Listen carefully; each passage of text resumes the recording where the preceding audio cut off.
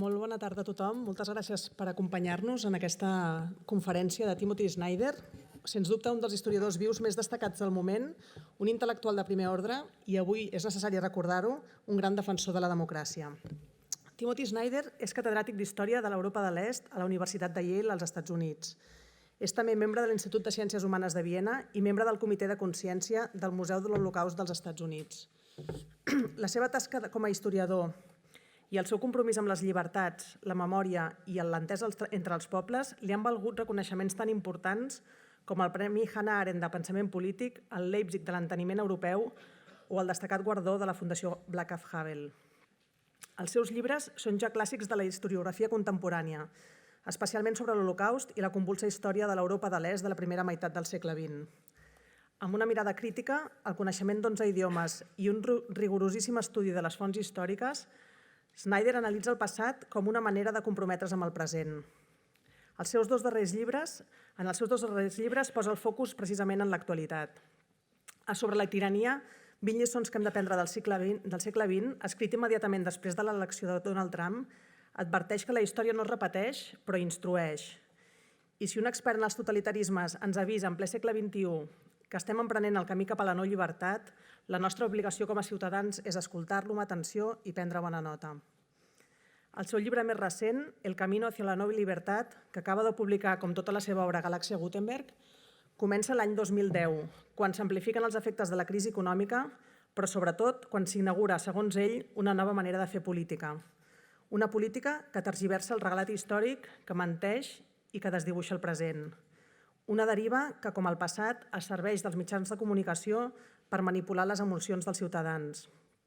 Davant l'auge de l'autoritarisme arreu del món, Snyder ens adverteix que l'oblit és una amenaça, que la veritat és un bé escàs i que la llibertat i la democràcia cal defensar-les cada dia. Snyder fa afirmacions com les següents. Tendim a pensar que mentre puguem dir alguna cosa a la ràdio, a la televisió o als diaris, hi ha llibertat d'expressió i, per tant, democràcia. Però això no és cert. O també, l'autoritarisme comença quan deixem de poder veure la diferència entre allò que és veritat i allò que és atractiu. Per tant, Snyder ens parla d'Europa, ens parla de Rússia i ens parla del món. Però també ens interpel·la molt directament a tots nosaltres, en un país on la llibertat d'expressió torna a estar en risc i l'endemà que l'extrema dreta hagi entrat formalment a un Parlament espanyol. Snyder recorda sovint que la història està construint-se en aquests moments, també mentre parlem aquí i avui. I sobretot recorda que la història la construïm nosaltres, de manera col·lectiva, i que, per tant, podem també canviar el seu rumb. Vivim en una època difícil per la democràcia. Veus valentes i compromeses amb la veritat com les de Timothy Snyder són avui més necessàries que mai. Moltes gràcies.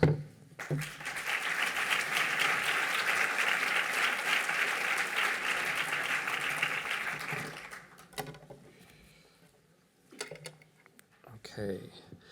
So I've decided to dodge the difficult question of whether I should speak Spanish or Catalan by speaking English. Okay.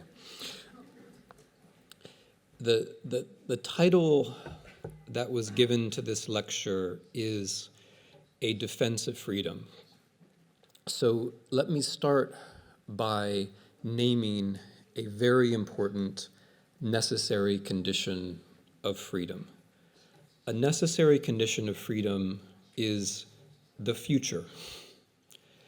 If we don't have an idea about the future, if we're not capable of thinking of politics in the future tense, freedom is not possible. Because freedom means having some idea of the world inside you that's different than the world outside. It means thinking about how you might make that world outside more like the world inside you, and it means that you have some power to be able to do that.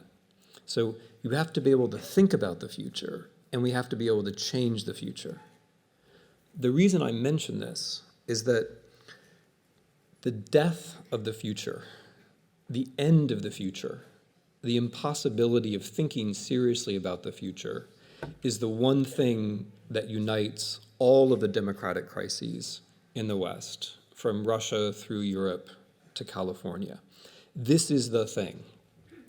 We can name names, we can mention countries, we can give examples, but in all of these cases, despite all of their other differences, what they have in common is the inability to articulate what the future is about and the deliberate intention not to talk about the future, but instead to talk about the past, to talk about a past which never existed in the service of a present which is unsustainable. That is what the present day authoritarianism is about. And because that's true, I need to start by talking about time. Time, I think, is the thing that comes before politics. How we think about time is an idea so deep and so profound that it shapes and limits what we think is politically possible. How we think about time conditions how we think about politics, and it does so deeply, so structurally, that we don't realize it's happening. And so if we want to defend freedom, or better, if we want to go on the offensive and expand freedom, we have to have an idea of what's happening with time. So let me start there.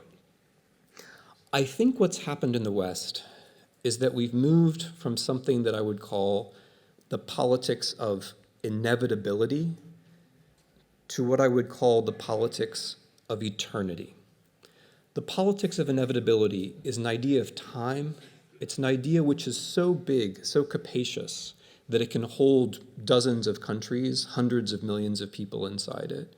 It's such a big idea, like many big ideas, that we don't realize that we're inside it. It takes some work to recognize it. So let me try to do that work very quickly.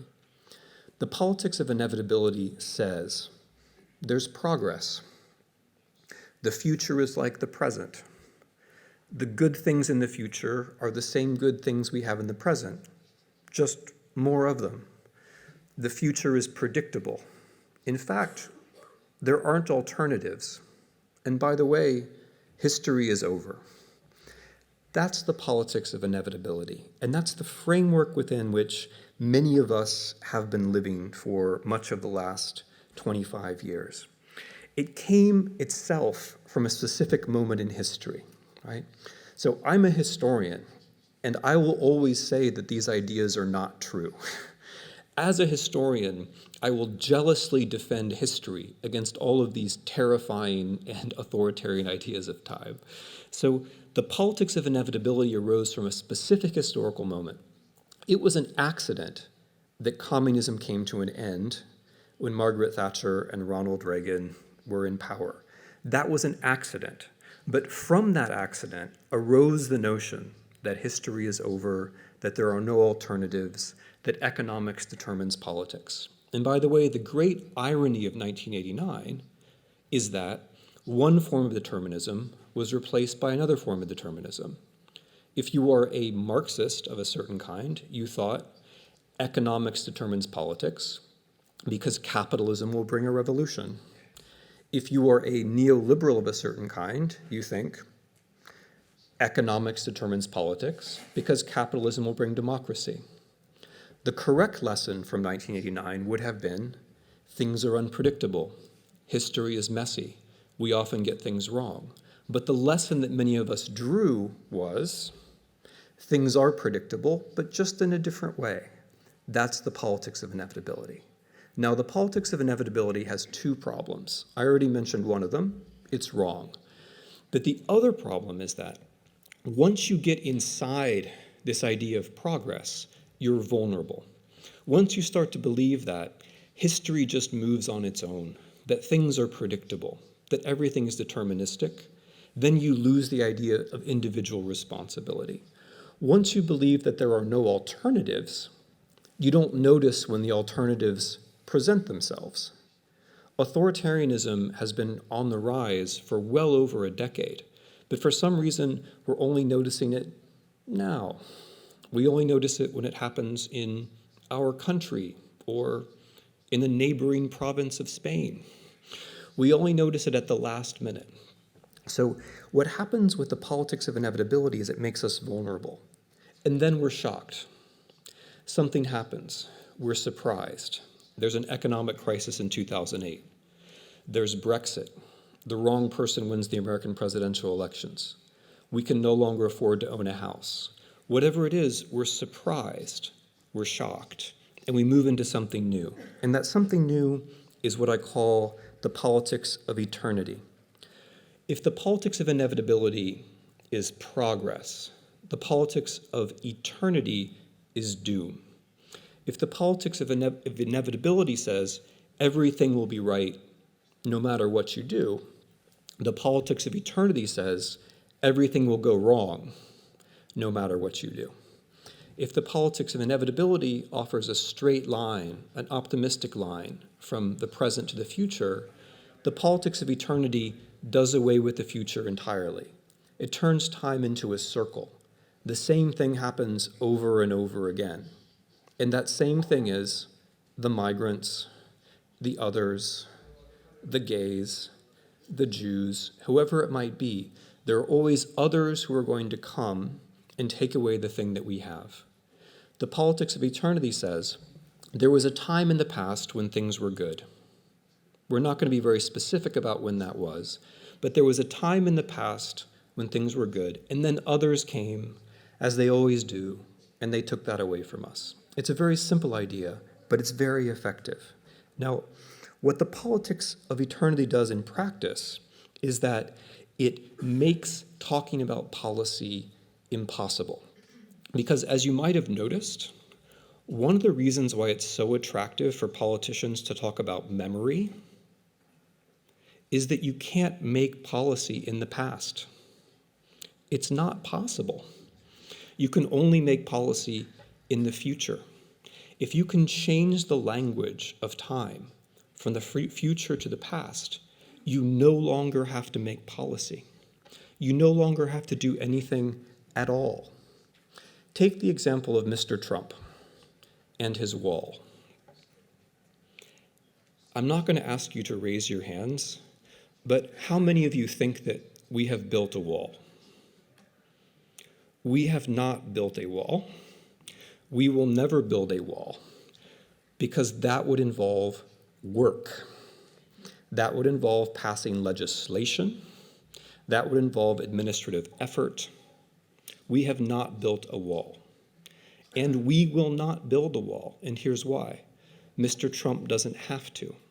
What is the wall on the US-Mexican border? The wall on the US-Mexican border is a slogan, build that wall, which was invented by a British company, Cambridge Analytica, which was tested on Americans by way of Facebook and found to be resonant, and then was repeated over and over again at Mr. Trump's rallies. Build that wall, build that wall.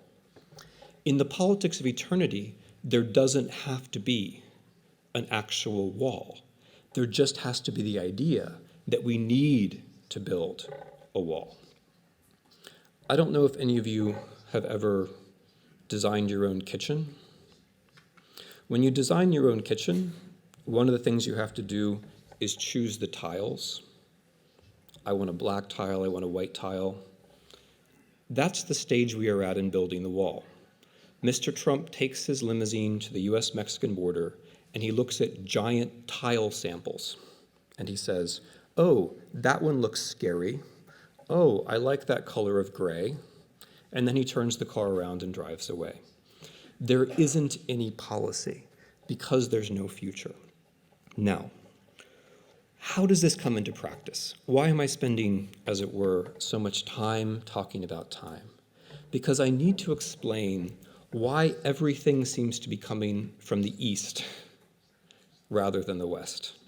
Why is it that Russia is suddenly so important? Why is it that in the next week or so, it will all dawn on you that everybody in Volks is very pro-Russian?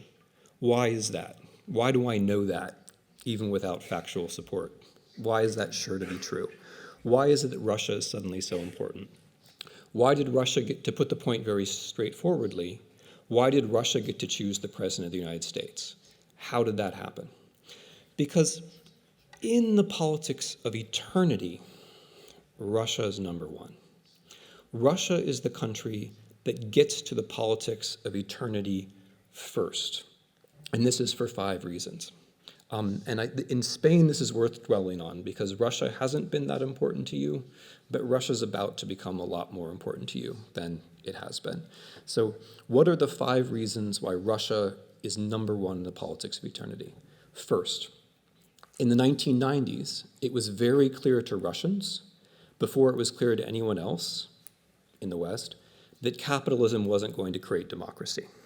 So our story of inevitability, that the market is going to create democracy, that didn't work in Russia.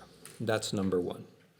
Number two, the way that the Russian system did crystallize was as an oligarchy. If you are an oligarchy, you don't like to talk about the future. Why? Because in an oligarchy, in the conditions of extreme wealth inequality, it's very hard to have social mobility. And since people don't have social mobility, since individuals and families can't improve their social condition, governments can't talk about the future because there is no better future. Third reason, the specific kind of oligarchy that Russia is a hydrocarbon oligarchy. It's an oligarchy based upon fossil fuels. If you are an oligarch whose wealth or power comes from fossil fuels, you don't talk about the future. Whether you're Saudi, whether you're American, whether you're Russian, it doesn't matter. And the reason you don't talk about the future is that the future is global warming, and it's your fault personally. So that's the third reason there's no future in Russia. The fourth reason there's no future in Russia is the succession crisis. So here's the thing about authoritarianism. Authoritarianism looks good for a while. If you're used to democracy and suddenly there's one authoritarian, that one authoritarian looks attractive, maybe even looks sexy, because that authoritarian is a man who's breaking all the rules, right? Just like in a Hollywood movie or a rap song. He's breaking all the rules. And that looks cool until he gets old and dies. Like Francisco Franco in 1975. It looks good for a while, and then there's a succession crisis. The fourth reason there's no future in Russia is that no one knows what's going to happen when Mr. Putin dies, and no one in Russia is allowed to pronounce the sentence that I just pronounced.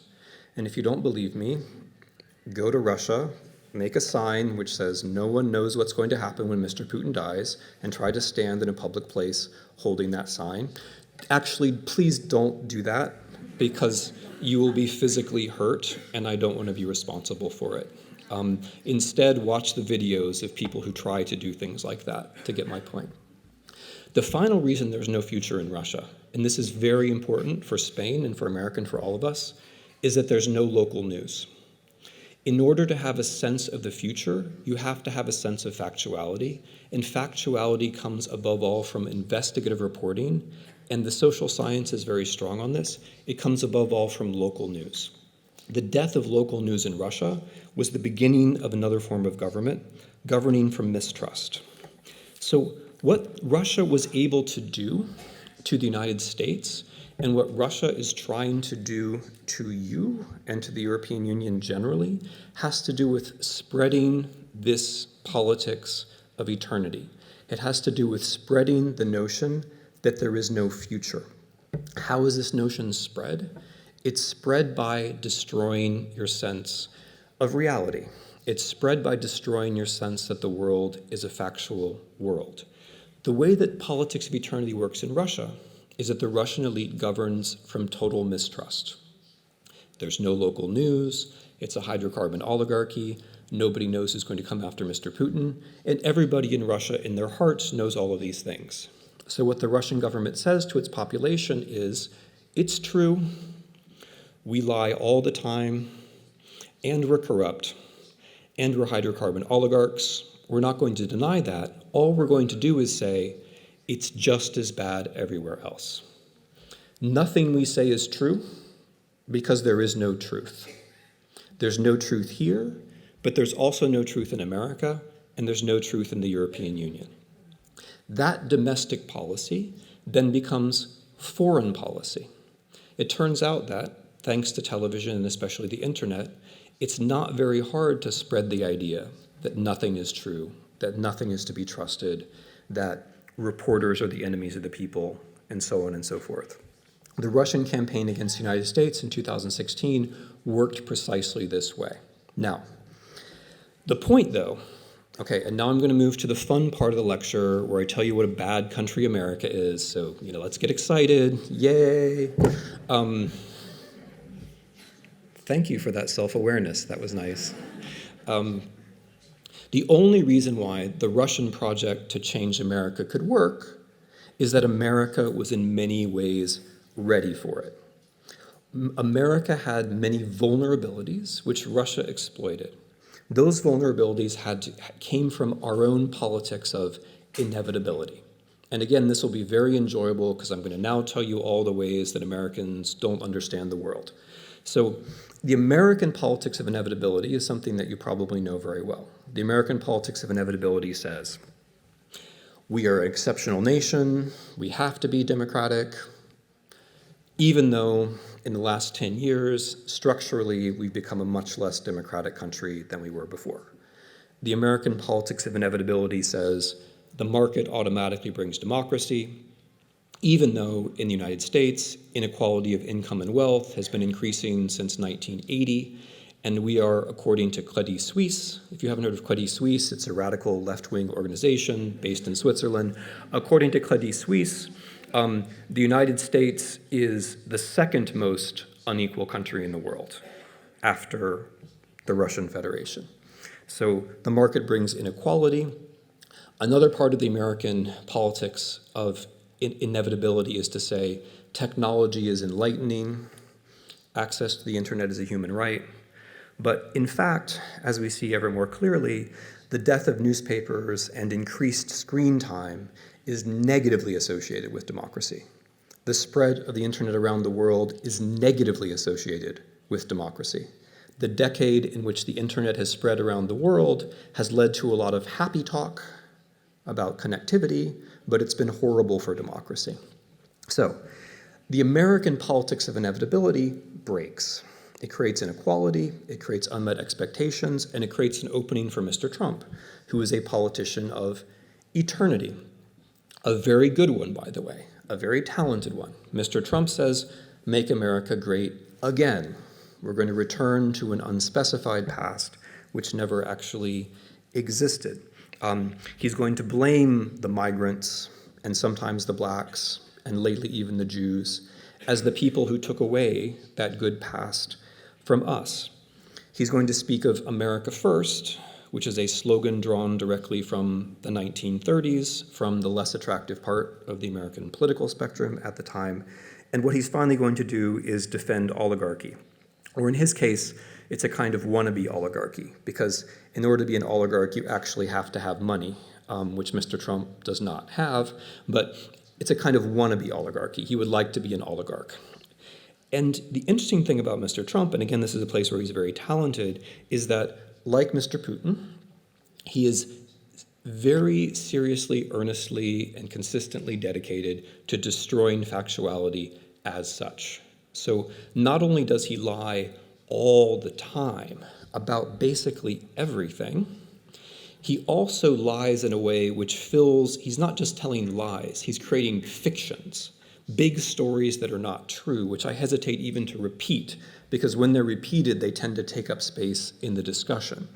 But he fills the space up with fictions, and he attacks the people whose job it is to bring the truth. So more than once, he has now called journalists literally the enemies of the people, right? So he refers to journalists as spreading fake news, which is an idea which comes, by the way, also from the 1930s.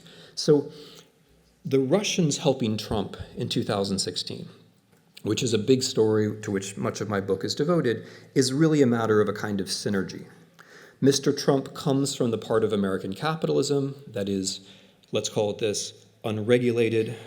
Mr. Trump is not a businessman, really. He's a television personality and therefore is very suited to the kinds of politics which is based upon fiction. And then in the year 2016, Russia used the internet very effectively to support Mr. Trump. Having stolen the emails of the Democratic Party leadership, Russia was in a position to shape the debate. If you don't think that's possible, imagine what would happen if, for example, Russia had the emails of the Socialist Party in Spain, and only the Socialist Party in Spain, and released those emails in a timed way during a national election. It would be much worse than you think. It was much worse than we thought it would be.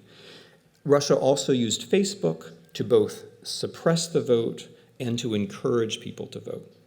Russian Facebook material reached 126 million Americans.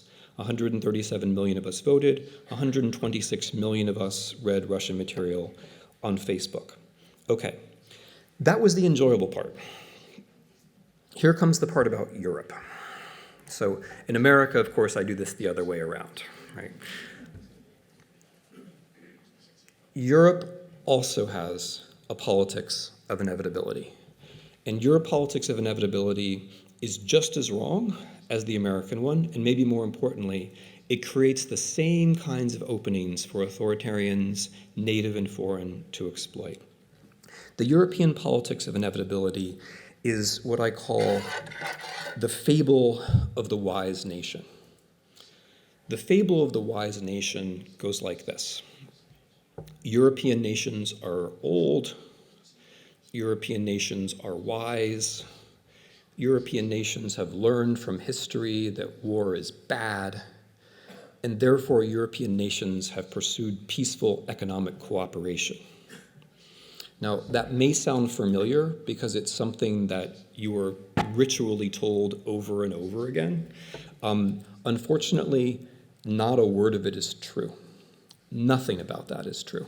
Literally nothing. European nations are not old. They're certainly not wise. And they did not learn from the Second World War that war was a bad thing. If the European nations had learned from the Second World War that war was a bad thing, the Jews and the Russians and the Belarusians and the Ukrainians would be the most peaceful people in Europe. I leave it to you to decide whether or not that's true, but those are the people who actually experienced the Second World War in the sense of suffering from it. So Europeans did not learn from the Second World War that war was a bad thing. What did Europeans learn? Europeans learned that they could not sustain empire indefinitely. That's what Europeans learned. The reason why the Second World War is important is that the Second World War is when Germany learned it could not sustain an empire. The Second World War is an imperial war in which Germany tries to control Ukraine much the same way that other European empires had tried to control, let's say, Africa. The reason why Germany moves to Europe, the reason why Germany is at the beginning of European economic integration, is that Germany lost a colonial war.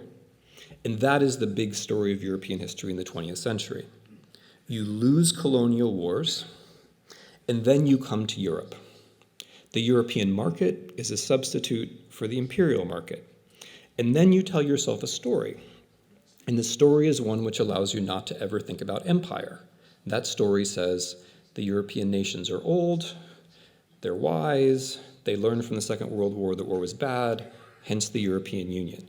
And in that way, the whole history of empire, which is your real, integral, essential history, gets removed from the debate entirely, doesn't have to be remembered at all, and an essentially false version emerges of where Europe comes from. Now, okay, Spain. Spain is an interesting version of this, maybe the most interesting version of this, because Spain, unlike most countries in Europe, looks like it was once a nation state. So if you look at the Franco regime from 1939 to 1975, it looks like it was a nation state. My claim is that there were no European nation states, right? With the exception of Norway and Finland, there basically have not been European nation states. It's all a story you tell yourselves. Spain at first glance looks like a nation state, but really Spain is a very interesting confirmation that history is either imperial or integration. Because after all, who is Francisco Franco? He is a general who makes his career in Morocco. How did he win the Spanish Civil War? Thanks to troops that had fought in Morocco and, for that matter, Moroccans. How did those people in Morocco get to the Spanish mainland? Thanks to German and Italian transport ships. In other words, thanks to countries that were carrying out imperial policies. How was the Spanish Civil War fought? Largely by Franco's troops treating the other side the way they had treated colonized people in Morocco, right? So that interlude in the middle of the 20th century, which looks like a nation state, actually has everything to do with empire. And when Spain loses its final imperial possessions, 1975, the loss of the Sahara, that's the same moment when Spain moves to Europe. 1977, you apply for European Union membership. 1986, as you all know, you join. So this is the pattern. Every country is a little bit different, but in every case, what happens is that you move from empire to integration. There is no nation state in between. It never happens. Or when it happens disastrously, as in the case of Poland or Estonia or Czechoslovakia after the First World War. Now, why is that so important? Why does it matter that you all think things that are not true? Why does that? Okay, you don't all think things that are not true. I see someone in the third row who already knew all of this. Okay. Why does it matter that there's a politics of inevitability? Why does it matter that there's a fable of the wise nation? It matters because it sets up the entire debate about the European Union in the wrong way. Whether it's Spain or France or Poland or Hungary or Britain, the debate about the European Union is a debate about whether our nation state should stay or go. But your nation state never existed. It can't stay or go. You had empires, and then when those empires fell apart, parts of the empires joined the European project. There is no nation state part of the story, so there's no nation state to go back to. The whole Brexit debate is therefore misformulated. The people who are in favor of Brexit sound like conservatives. They're actually politicians of eternity. They're talking about going back to a British nation state. But there is no British nation state. There never was a British nation state. There was a British empire. And one thing we can be sure about, few things in the future, but one thing we can be very sure of is that there will never be a British empire again, right? You can't go back to the British Empire. So there's this fundamental confusion about the stakes of the European debate. The stakes are, should we keep our nation state in Europe, or should we move it out of Europe? But that debate is much more radical than it seems, because taking the nation state out of Europe is an experiment. It's a trial in something which has never happened. Now, this brings me to Russia. Because here's the interesting thing about being outside the European Union. When you're outside the European Union, you know that the fable of the wise nation is not true. When you're outside the European Union, if you're in Russia, say, or in Ukraine, you know what the European Union is. The European Union is a machine for taking the broken fragments of empire and turning them into functional states. It's a post-imperial solution. Russia knows that very well. Ukraine knows that very well. And that explains, by the way, the whole Russia-Ukrainian conflict. Ukrainians looking at the European Union from the outside recognized it for what it was for Spain. It was a machine for taking a post-imperial fragment and turning it into a more or less functional democratic rule of law state. Ukrainians looking at the European Union in 2013 saw it much the same way as Spanish liberals or Democrats saw it in, say, 1977, correctly. When you're outside, you see it for what it is. Look, it's a bit like any relationship, right? You don't really understand what's wrong between you and your boyfriend. All of your friends can see it right away, right? They might not tell you, but they can see it right away, okay? That's what European Union membership is like. It's a deep relationship which is based upon fundamental misunderstanding of everything, just like the relationship with your boyfriend. And after this lecture, your friends are all going to text you and say like, okay, After Professor Snyder's lecture, I feel like now should step up and tell you what's wrong with your boyfriend. Okay, that will be the public service of this lecture. So, but the serious point is, if you're in Ukraine, if you're outside, you understand that the reason to join the European Union is to become a more normal, rule of law, democratic state. And you understand that Portugal and Spain and Greece and even France couldn't have done this without European integration. You get that. You don't have the fable of the wise nation. You know nation states don't work. Russia also knows this, but Russia drew a different conclusion. Russia, and this is the important thing about Russia, Russia is the first European state which, after losing empire, says, we're not going to move towards Europe. Instead, we're going to affirm the idea of empire. What they tell you is, hey, how about a nation state? How about a Spanish nation state? Or a Catalonian nation state? How about a British nation state? Or a Scottish one? Or an English one? They don't care about any of the individual causes. All they care about is pushing you in the direction of your own politics of eternity, right? It's your politics of inevitability which says, the nation was always wise, therefore we have Europe. When that turns out to fail, it's your politics of eternity which says, oh yes, but we can always go back to the glorious nation state of the past, right? We can always go back to eternal Spanishness, right? Hispanidad is always there waiting for us. We can always go back to it, right? That's your politics of eternity. Looked at from the outside, this is a vulnerability, and it's a vulnerability which Russia exploits. It's therefore no accident that every time Russia intervenes in European politics, it's on the side of people who oppose the European Union, right? This is what they're after. They're selling you the nation state in order to break up the European Union. They're looking at problems that each of you have individually and trying to make those problems just a little bit worse. Okay, this brings me to the question of what we can possibly do about all of this. So if the problem is time, and if the problem is the future, how can we go about rethinking the future, or how can we go about thinking about the future? Because to me, as I said before, the deadly and depressing success of the politics of eternity is measured by how hard it is for people to think about the future, right? Is that a cool thing you're texting? Is it cool? Is it cool? Can I see it too? Is it cool? Yeah, I'm talking to you. Is it cool? Yeah. Oh, okay. So the most depressing thing about technology is the way that it distracts us from thinking about unfamiliar arguments in public places. The most depressing thing about the politics of eternity is the way that it's taken the future away from us, the way that it's made it hard to think about the future. Democracy needs the future, so how can we get the future back? I'm going to make 5 or 6 very quick suggestions, and then I want to hear what you think. The first suggestion is ethics.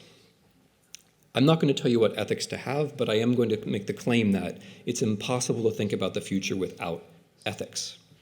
What the politics of inevitability did is it said, we have good stuff now, we'll have more of that good stuff in the future. That means that you don't have to think about what's good. And you don't have to think about what you need to do personally to promote the good. You don't have to decide what the good is. History is just bringing the good thing along for you. But having a future involves thinking about what the future should be like, and we just can't do that without private contemplation and public discussion of ethics. Second thing, and this may seem a little surprising, but you'll get it. The second thing is climate change. One of the most powerful reasons why the future is going away has to do with hydrocarbons, directly or indirectly. Directly, because politicians like Mr. Putin and Mr. Trump, who deny climate change or give money to climate change deniers, are bringing a terrible future closer to us.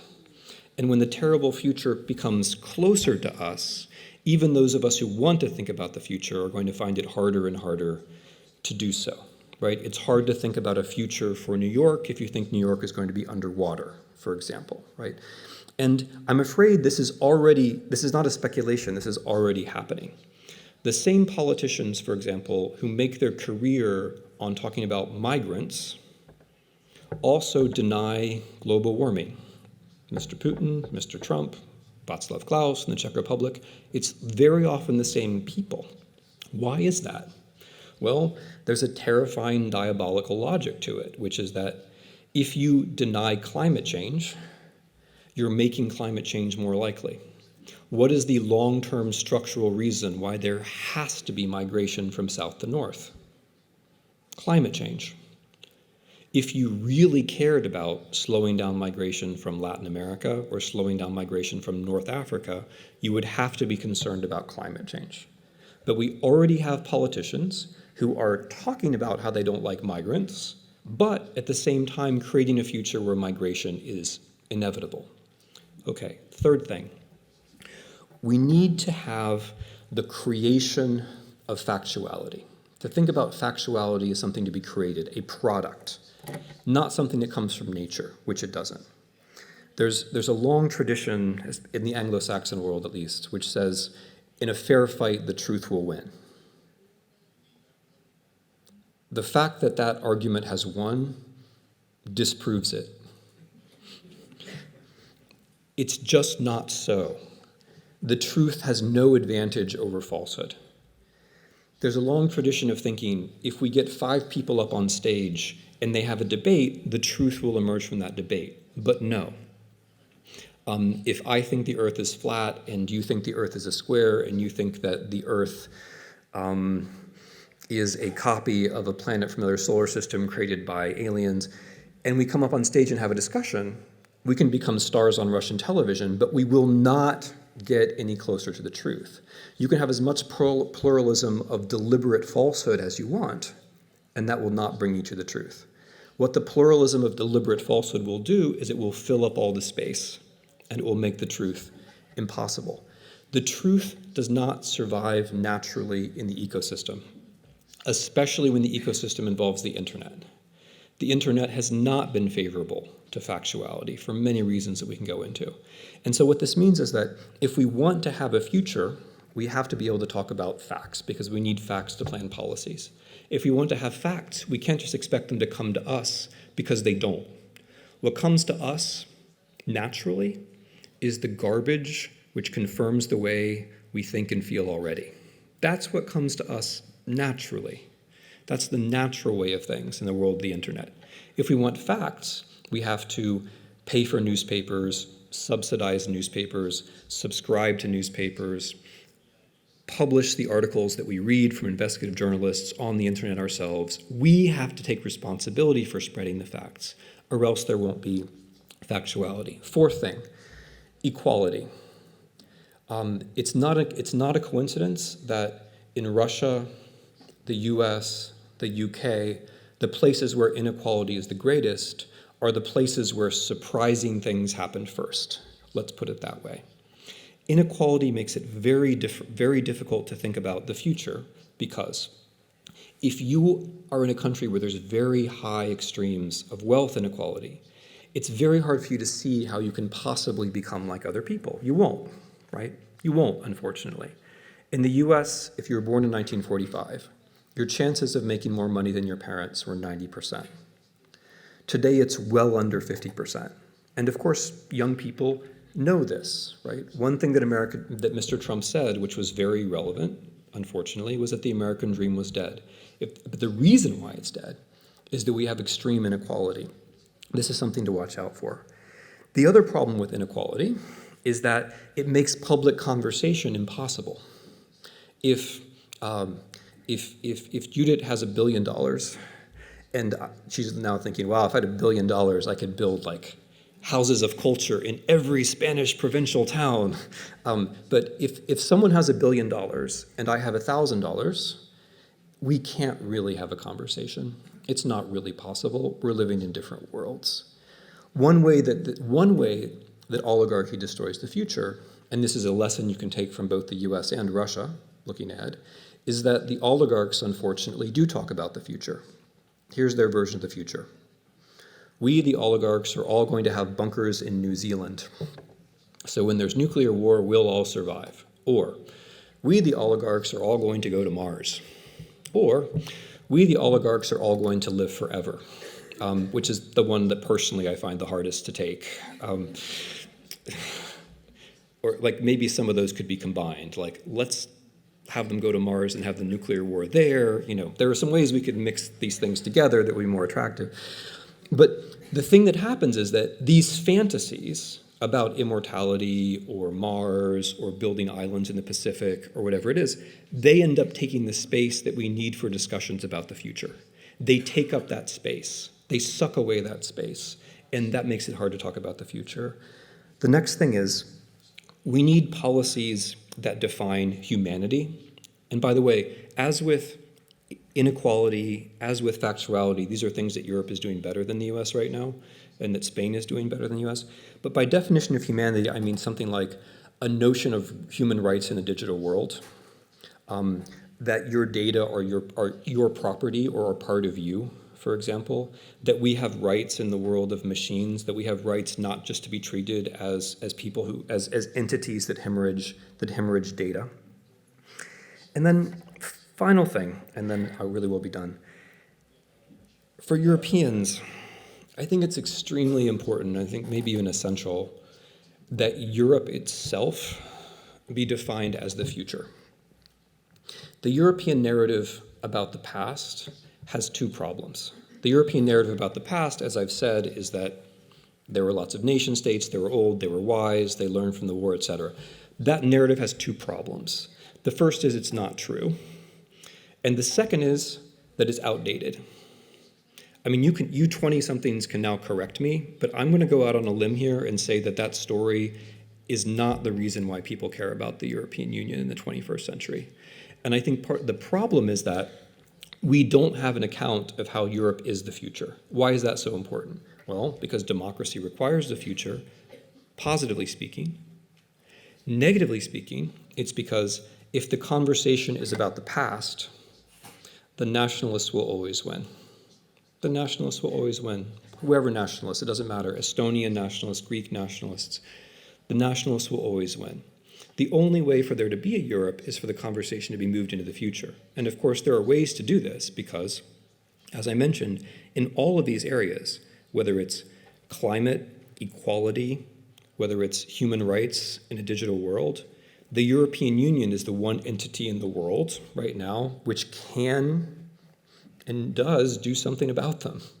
That's a story about the future because those are the real problems of the 21st century: cyber, inequality, global warming, and Europe is the entity which is doing something about them. Okay. But then let me just close with a final remark. The one thing that Europeans don't have, which I always find very surprising, and this goes up against your idea of yourselves, I know, but the one thing that you don't have, which I think that you really miss, is a common history. So when Jean Monnet famously said, if I could start again, I would start with culture, right?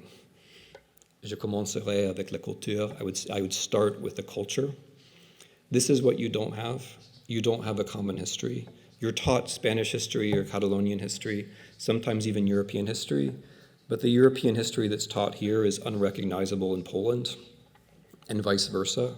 I've been teaching students from Europe for 25 years now, in Europe and in the US, so I know what I'm talking about. There is no European history. You people know a lot of history, I know. Like, you can quiz me on the French kings and I will get confused about which one was Louis XIV and which one was Louis XV, and I know you know all that stuff cold. But, and I know you know, like, just when the Bourbons took over in the early 18th century, I know you know all that. But what I mean is, there's no European story of the past which is common to all Europeans. And this is a big problem for the European Union. And I mean this deeply seriously. Without a common past, it's very hard to have a common future. Because without a common past, you can't think together about what the problems of the present are. We need history to be able to recognize what the structures of the past are. so we can figure out what we can do in the present, and so we can think about the future. And so the very last thing I think that Europe needs, it may seem like this is old-fashioned and antiquated and slightly eccentric, but I think in order to have that future, you actually do need to have a history. That's the last thing I wanted to say. So thank you very much.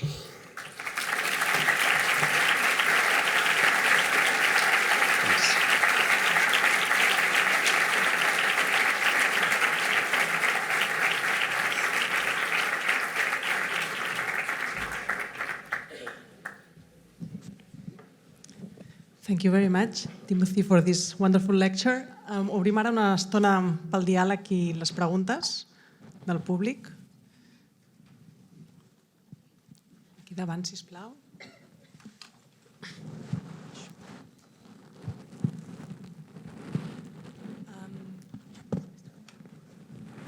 Hi, I'm Teresa Marquez. I'm a philosopher across the street. I think we have a common friend, in fact.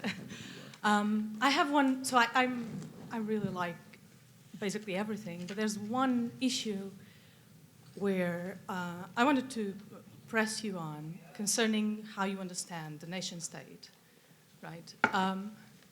And I think that you could say almost everything that you're saying already without saying that there were never nation states prior to empire. Right. So Right. they, in some cases, they existed. For instance, with Portugal, I'm Portuguese, it happens to be, and there was a nation state for maybe 200, 300 years before there was a Portuguese empire. It was a very miserable one. So I think that sort of the only little change that I would do is that without empire, European nation states were very miserable countries to live in, fairly poor, and even with empire, the population in those countries was still fairly miserable except for the ruling classes. Right, and so, but apart from that, of course, the myth that there was a greatness, I'm completely on board with that. So I think it's a very good point. So you agree with me, I'll agree with you. What I should have said is that modern European nation states are few and far between. So of course, we can look at the medieval Czech state or the medieval Polish state. There are such entities, but I don't think of them as states in the modern sense.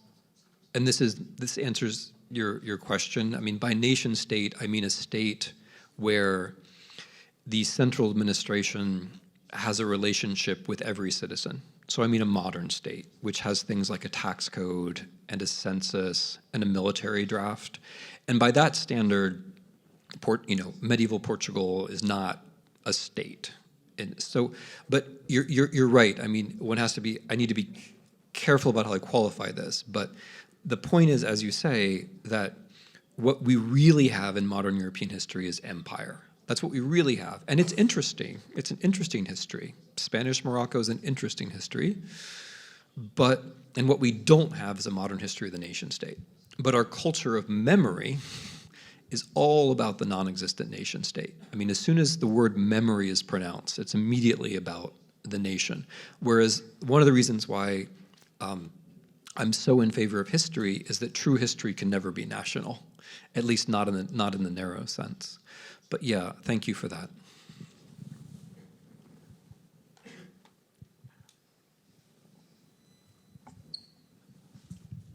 Thank you, Timothy. Brit here, escaping Brexit in Catalonia, so good to be here. You spoke about the internet being terrible for democracy, which I think it is, but you also alluded to the fact that it plays into some of the worst parts of human nature and almost panders to the darker things that we want to see and hear and read. Assuming we can't change human nature, how might we change the internet to be a more favorable environment for facts? Okay. So that's a very important question. I'm going to try to answer it in a disarmingly simple way. We don't actually have to spend so much time on the internet. We just don't. I mean, spend more time with your friend there, right? She seems nice. Oh, Your wife seems great. And forget that thing I said earlier about like your friends, and just forget that whole thing. But I mean, it's very simple, but it's also just true. Americans spend 11 hours a day in front of screens. Don't let that happen to you. Spend less time in front of screens. It helps. So, I mean, even if we can't change ourselves or the internet, we can choose to not use the internet as much as we do. I mean, however much we do it, just do half and save your country's democracy. I mean, it really. So, I mean, it's like a lot of things where, like, you know, in some measure it's fine, but addiction, and especially unself-conscious addiction, is a bad thing. The second thing is, I alluded to it before, we can actually change the internet. We just don't. So, I mean, the simplest example for me is, I'm just going to lay this out there. Everybody go home and subscribe to a newspaper that you're not already subscribed to, one that has investigative reporting. It costs about as much as dinner, right? Everybody go home and do that. And then from here on out, every time you go on a social platform, make it a matter of personal mental hygiene that before you do anything else on the social platform, you post one story by an investigative reporter. If everybody did that, it would change the internet. It would change Facebook or whatever it is you kids use. I realize Facebook is what Stegosaurus is used, but if, yeah, it is, right? You guys again. I can keep going with like the platform jokes. I can sound really hip and like name a whole bunch of things that I don't even know how to use. I don't even really know how to use Facebook. Okay, but in all seriousness, we can actually change it. We can change the medium. We just don't. We just let Facebook, we go on Facebook and we just let it give us the feed. Why? We don't have to let it give us the feed. We can first post something from that great investigative reporter at The Guardian, or whatever it is. And we can just make a note to do that every day. And that changes the internet. But then beyond that, I mean, we can actually change the internet. The internet does look different, I mean, as you know, here than it does in the US, and there are reasons for that. There are conceptual ideas like the notion that your data is part of you, which I think have a future, right? So our human rights tradition in the Anglo-Saxon world begins with habeas corpus, begins with the right to your own body. But I think in the 21st century, the idea is going to have to be something like the right to your own mind or the right to your own data, right? Something like that. Some notion which will take time to formulate it, and but something like that where we have some control over the stuff that we leave behind on the internet. That can happen. That can be changed. There's no reason why the libertarian happy talk around the internet has to be treated as true, because it's not. I mean, the example is the book. When the book came onto the scene, books are great, right? Where's my publisher? Books are great. We love books. We think books are civilized and civilizing, and they probably are now. But in the 16th century, they caused a whole lot of havoc, right? And one of the reasons they caused havoc is that there wasn't copyright, and people plagiarized, and people cut and paste. Like the phrase "cut and paste" comes from a time when people actually did cut and paste, right? But by the 19th century, we got a handle on what a book is, and there was authorship and copyright and so on and so forth. And the medium changed. That's going to happen to the internet. I mean, if we survive as a species, I think that's also going to happen to the internet. Okay, I love your question, and that means that I'm not letting other people ask their questions. Yeah, here. Yeah, thank you for your talk, Ms. Snyder. I would like to ask you, as a historian, hello, here. Yeah, so yeah. If you could point to a specific place and time in the past where there was a good discourse about the future, where there was a good politics about what freedom is, and if it can teach us anything for the special conditions for that to appear today. That's a great question, and the interesting thing is that it used to be fairly normal to have the future. I was talking about this book in Bratislava, which is a very interesting place these days, by the way, especially in terms of civil society and freedom of the press. Bratislava is a very interesting place. And a young man raised his hand and said something like, "Professor Snyder, tell me what it was like when there used to be a future." and I realized that I could, right? I realized that I was old enough that I could actually do that, because in the 1970s, of course, there was a future. It was a technological future which was supposed to happen in 3 dimensions. The interesting thing about technological change now is that it happens in 2 dimensions, right? It's all about the screen. All the stuff which the future was supposed to bring us in 3 dimensions is instead happening in 2 dimensions on the screen, in the form of games and in the form of interaction, virtual reality. It's not actually happening in the third. We're not getting flying cars, right? This is what Peter Thiel said. You know, we thought we were going to get flying cars. We ended up with Twitter.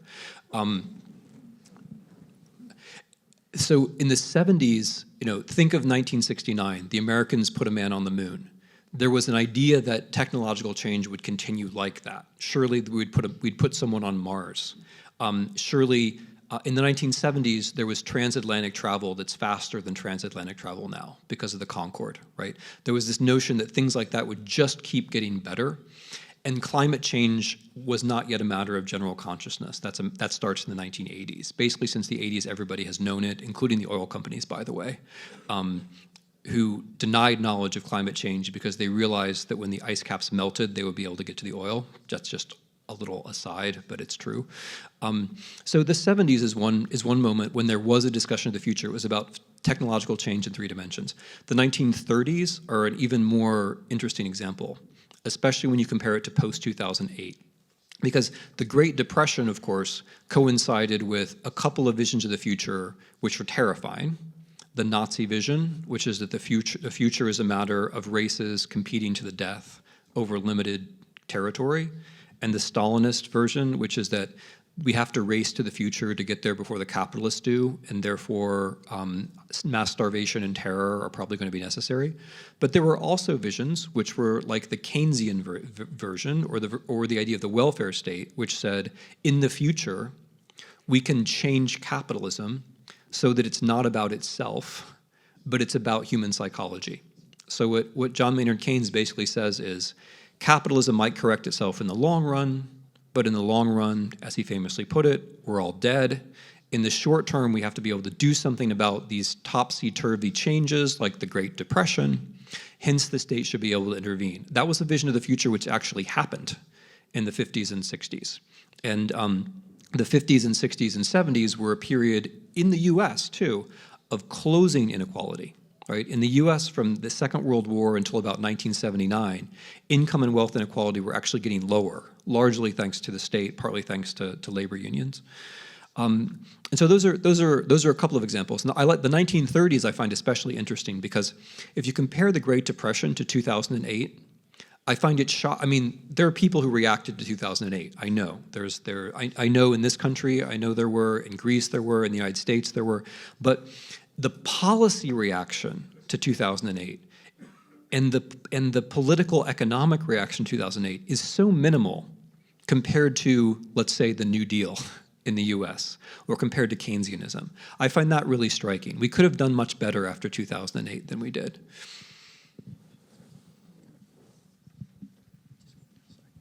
Hi ha bastantes preguntes, potser n'agruparem 2 o 3.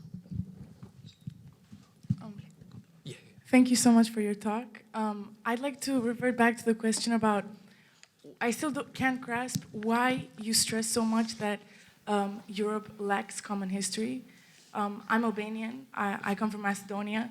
My whole being is because of the interaction of my country and my people with other nation states in Europe and Yugoslavia, Illyria, whatever. But to me, it seems that the whole conception of the European Union and why it exists today is because it needs to foster peace between the European countries.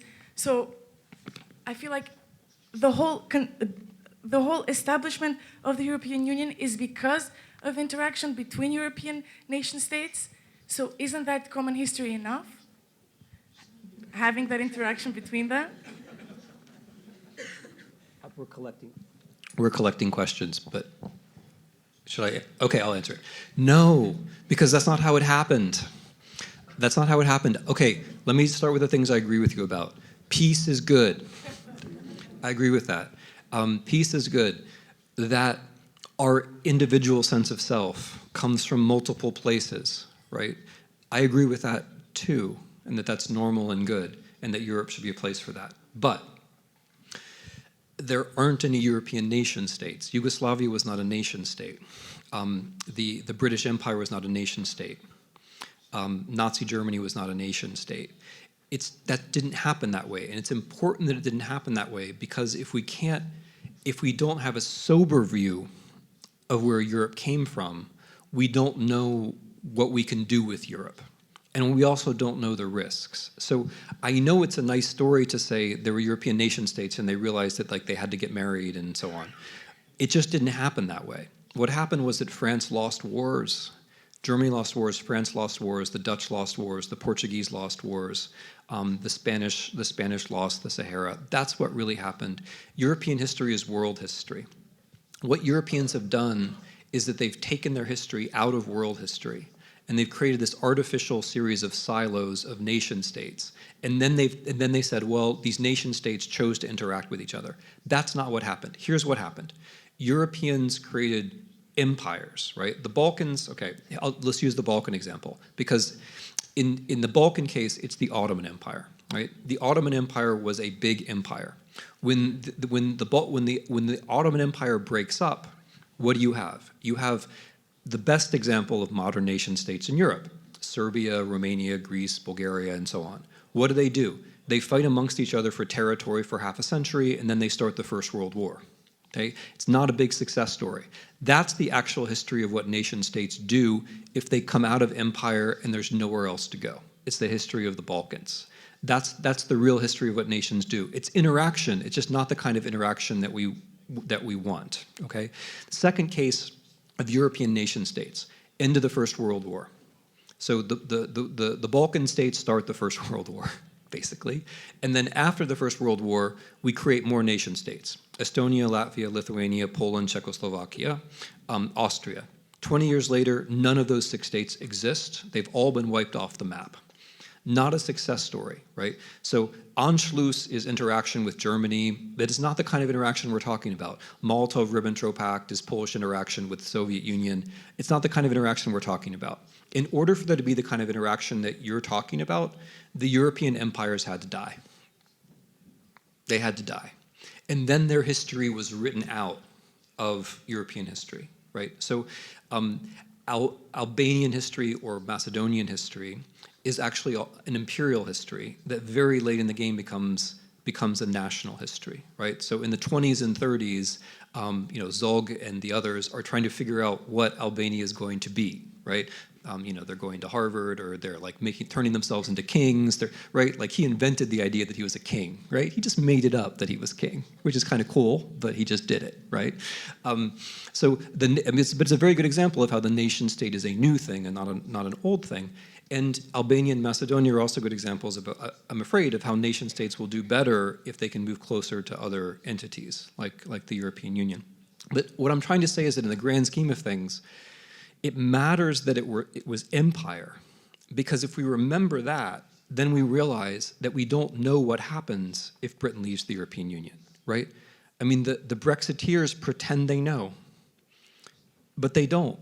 They don't really know, because the only Britain they've ever had was one that was inside the Europe. That whole generation of politicians has never known any other kind of Britain than the one that's inside Europe. And they're too young to have empire, and they're too old. They've never had empire. All they've had is integration. They don't know what's going to happen. So that's why it's important to get this story right. I mean, I think the European Union is a very good thing, but I think it's a good thing for different reasons than we think. It's a good thing because it allowed former imperial metropoles like Belgium and Portugal and Britain to come together with former imperial peripheries like Poland and Latvia, and to form one thing, one trade zone, which, as you say, has promoted peace and democracy. That part's good. But if we don't remember the imperial history, then we get wrong what the future options are. That's the thing which gets me so excited about this, and I hope that helps. And thank you for the opportunity to talk about King Zog.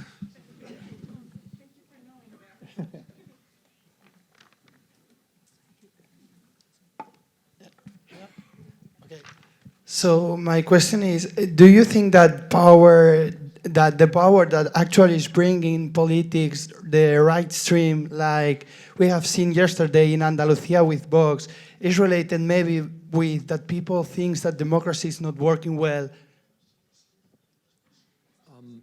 I'm sorry, I didn't understand the first part. Okay. Try again. I say that, do you think that people, that the power that actually is bringing out in politics the right stream, like Vox, yesterday we have seen in Andalusia, is related with that people is starting thinking that democracy is not working well or something like that?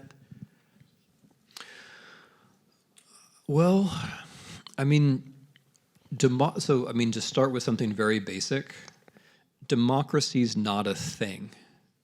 Like, it's not like a coffee machine where you can say, it's not working well, I'm going to get another one. Democracy is an activity. Democracy means rule by the people. If we don't want to rule, there are all kinds of other forces that will very quickly come in and fill the space. I mean, the Greeks, the ancient Greeks, not the ones in Macedonia, but the ancient Greeks, Aristotle, Plato, they were already talking about this, right? They were already saying democracy is unstable. The oligarchs, again, another Greek word, the oligarchs will come in and fill the people's heads with lies, right? The oligarchs will spread populism. Okay, that's not a Greek word. The oligarchs will spread falsehoods, and democracy will collapse, right? So that notion that democracy is fragile is built in from the beginning of democracy, and of course it's true. Democracy is very fragile for all kinds of reasons, which is why it's something that we have to do, and it's why I made that point about ethics at the beginning. I think if we don't think democracy is good, of course it's not going to last. You know, I don't know how many voters in Andalusia or in Spain think democracy is good. I don't know. But if we don't think it's good, it's definitely not going to last. I can make arguments about why I think it's good. Democracy is a barrier to worse things. Democracy creates a sense of time because you know there will be elections in the future where you can correct yourself. There are arguments to be made, but if we don't actually want to make those arguments, I think democracy fails. And in the case of Andalusia, I mean, okay, here's a striking thing. In 2004, the frequency in regional elections in Andalusia was 78%. Yesterday it was 54%. So what happened to those 24% of people? If they don't vote, of course, democracy is not going to work. And the things that I'm talking about, Brexit and Trump, Brexit and Trump are both proof that grandparents don't really love their grandchildren. They just pretend to love their grandchildren, and as soon as they get a chance, they steal the future away from their grandchildren, right? Because in the American elections in 2016 and in the Brexit referendum, people who were 60 years and older voted, and people who were 30 years and under didn't vote. And if they had voted, we wouldn't have Brexit and we wouldn't have Trump. So I mean, I don't know what people think, but I do know that if people don't vote, then they end up getting surprising outcomes. That's one thing I'm sure of.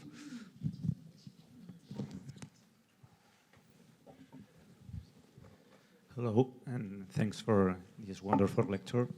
My question is, how do we start to building a common European history? I would say that what is needed is a historian like you in every European country. But maybe you can elaborate a little bit more on this. Thanks. I think the Chinese have had technology for that they're working on. No, I mean, that's a really good question, and I can't. I mean, I have an idea of what a common European history would look like. But I'm not going to write it until Brussels comes to me and says, you know, we promise to use it, you know. I think a common European history has to be a thematic history. So if we're going to so one of the big themes, going back to your question, is empire. You can write about most European countries with empire or with decolonization. You can write about most European countries with a theme of the creation of the modern state. You can write about most European countries, not all, but most, with the First World War, and so on. The vote, the expansion of suffrage.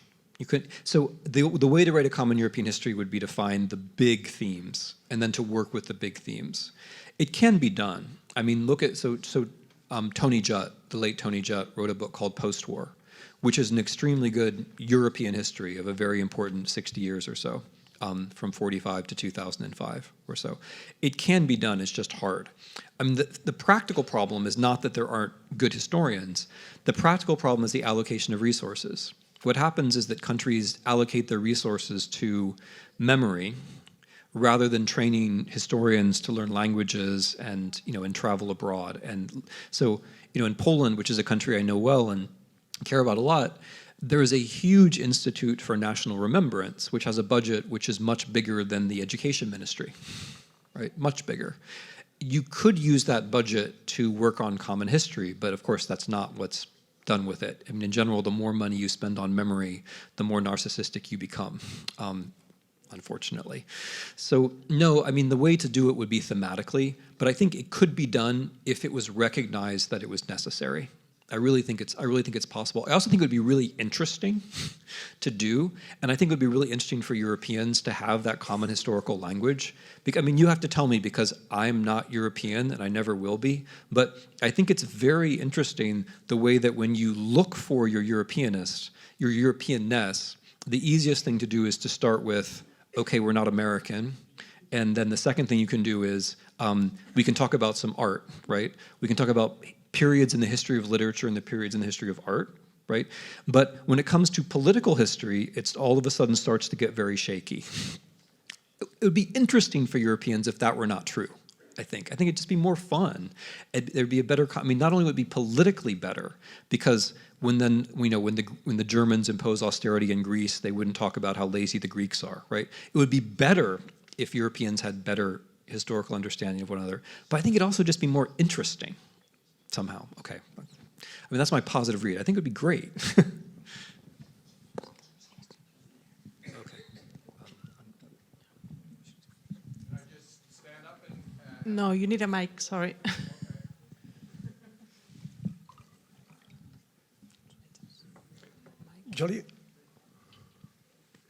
Sí, professor Snyder, jo li voldria preguntar...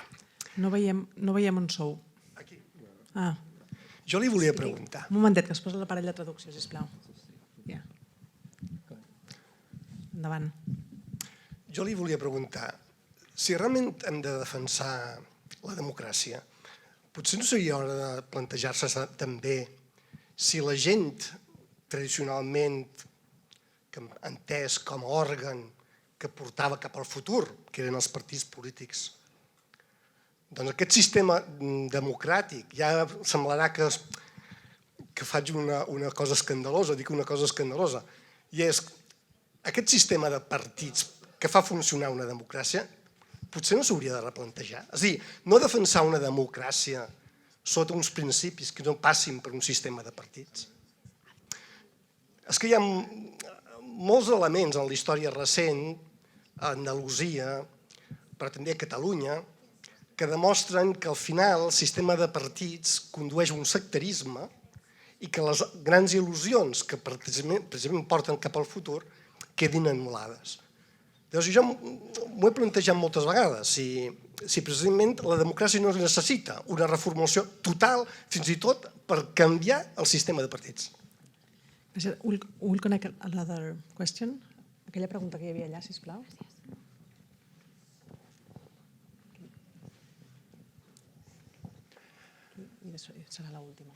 So I realize that your presentation this evening focused on Europe and the US and Russia. However, it seems to me the elephant in the room is China. Yes. And the impact China will have on Russia, Europe, and the United States.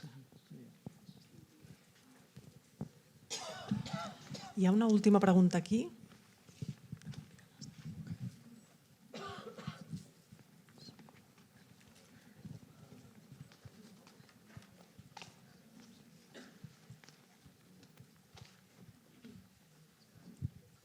Hello. I would like to ask you, since we are a certain kind of public, we all came here because we're interested, what would your approach be in explaining what you explained today if you were interviewed by Fox News, say? We are here because we are disposed to listen to you, we will think about what you say, but if the person that listens to you is the average Fox News viewer or Brexiteer or Vox voter in this case, how would you explain it to try and make your point come through and to try to actually make them think about what you said? Yeah.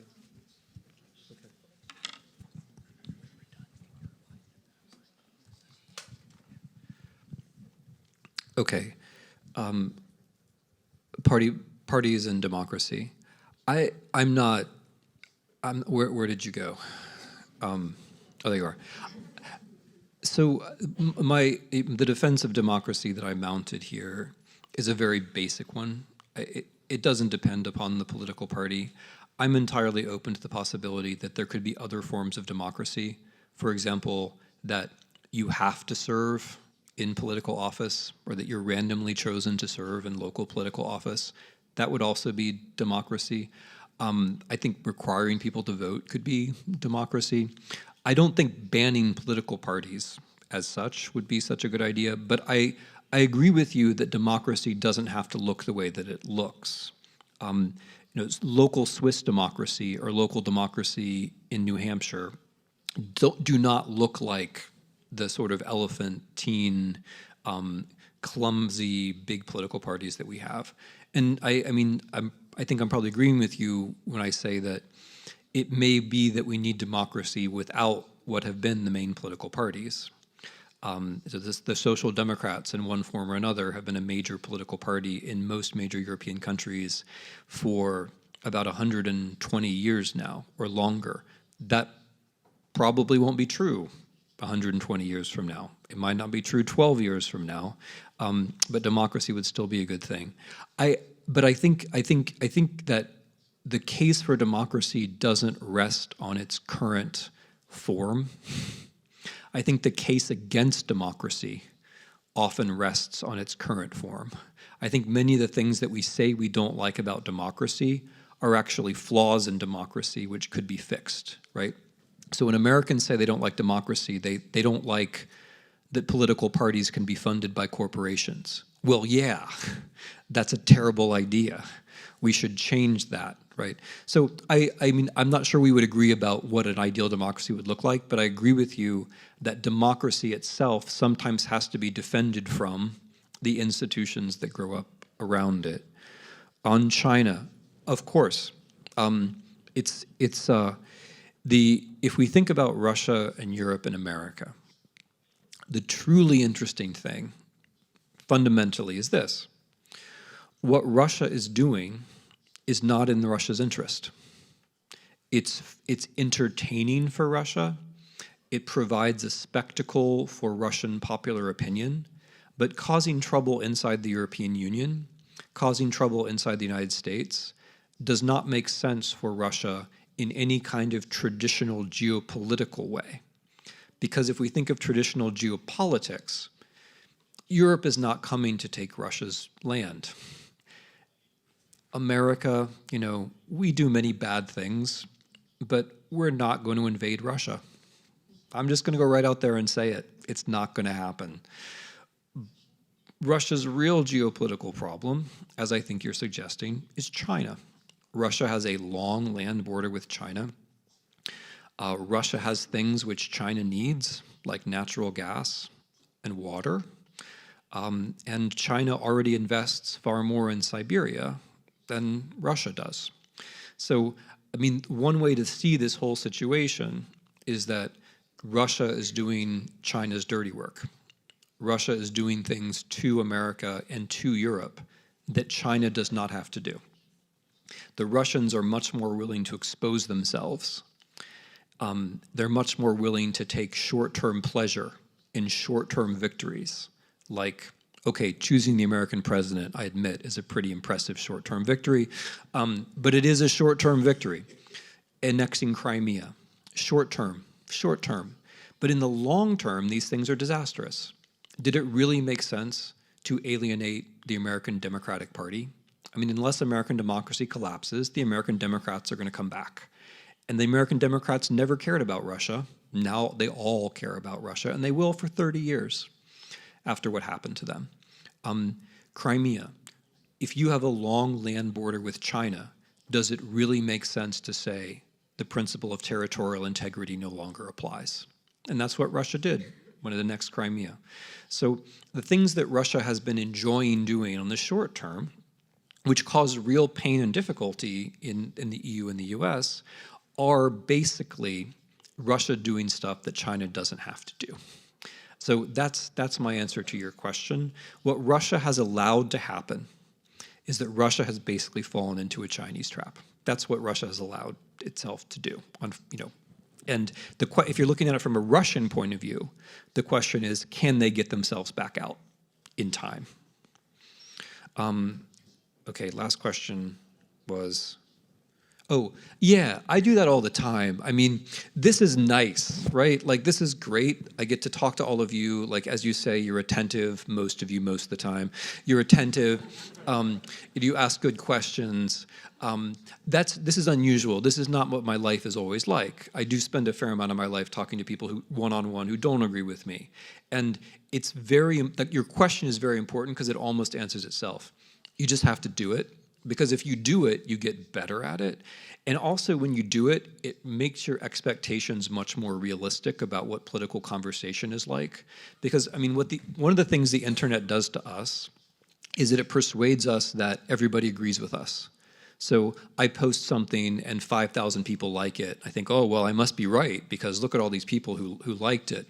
And you know, your platforms direct you to people who have similar opinions. And so you think, oh, political conversation is very easy. Everyone agrees with me already.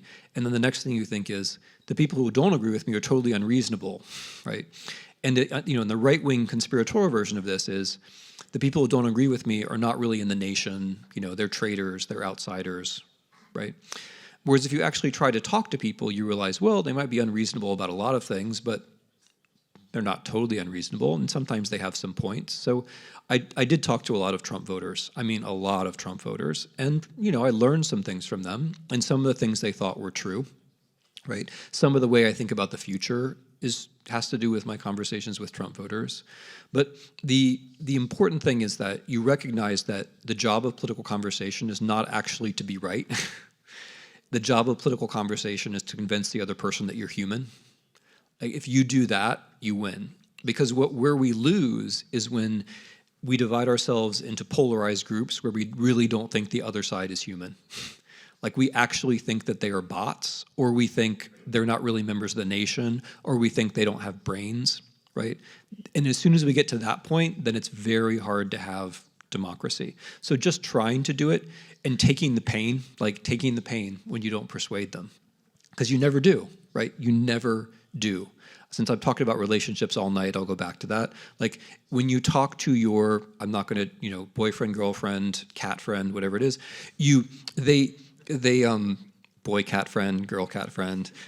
When you talk to the person or thing that's most important to you, you never persuade that person or thing, right? It never happens. It's not like you say, oh, honey, like, let's do this. And then he or she or it says, oh, yes, of course, you're right. That never happens, right? And if that never happens for the people who are closest to us, why would it happen with strangers in political conversations? It doesn't, and that's okay, right? So for me, the most important thing is that you just do it. And then, sorry, I'll try to answer your question. The best tactic I know of is to find the thing which the other person really cares about, like something which is actually important in local politics, like a school or water quality, like things that are real in their lives. To start with that, rather than starting from the high-level thing. Like, if you're talking about, in the US, if you're talking about healthcare, don't talk about Barack Obama, but talk about, like, who are the doctors around here? You don't talk about the media, but ask, like, who are the local reporters around here, right? Start from things that are in people's actual everyday experience, and then maybe work up from there to some big political question, or maybe not even. Maybe not even.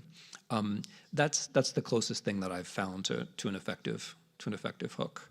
But like the main thing that's been important to me is like realizing that it's like, because you're so right, like it's wonderful to be, it's just wonderful that I could be invited and I could talk to you. But that's not what life is like, you know, and that's not what politics is really like. Many thanks, Professor Snyder. Acabarem aquí la sessió. Només recordant que hi ha els seus llibres a la parada de la Laia darrere i que el professor Snyder ha acceptat de signar els llibres per qui vulgui fer-ho. Gràcies.